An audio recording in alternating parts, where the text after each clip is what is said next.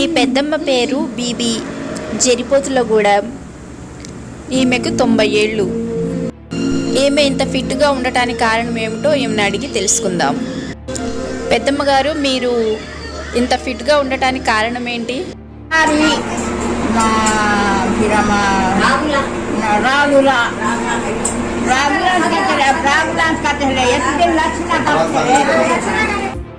ఆవిడ కరెక్ట్ గానే చెప్పిందిరా.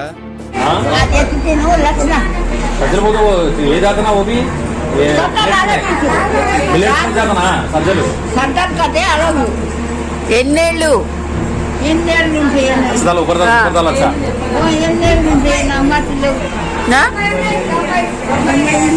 90. అంటే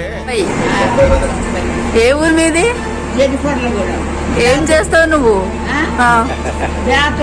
చిన్నప్పుడు ఏం చేసేదానివి? నేనా చేసేది, తర్వాత పొలం కోసిన, నాటేసిన.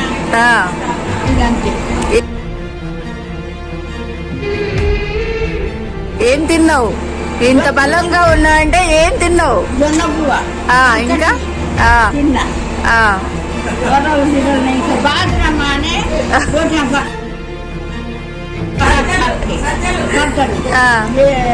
लक्षण के रोटियां ज्यादा लक्षण का लाल लेके करे अब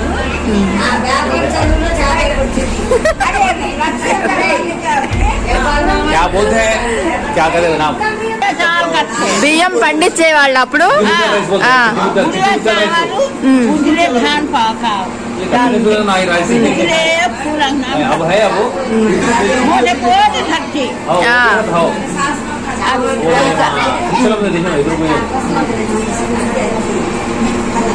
ఇంకేం పండించేవారు, ఇంకేం తినేవాడు?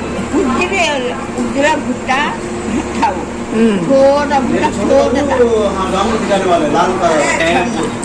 కళ్యాణం అంటే ఏంది? కళ్యాణం ఎట్లా చేస్తారు?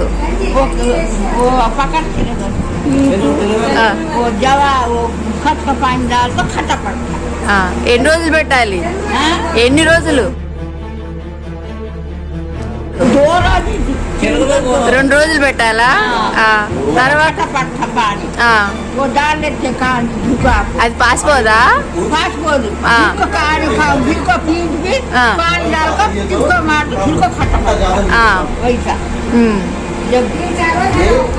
అది ఎన్ని రోజులు ఉంటుంది ఆ కళ్యాణం?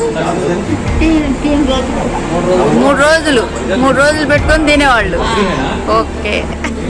బాగా 90 ఏళ్ళు ఫిట్ గా బతకాలంటే ఏం చెయ్యాలి?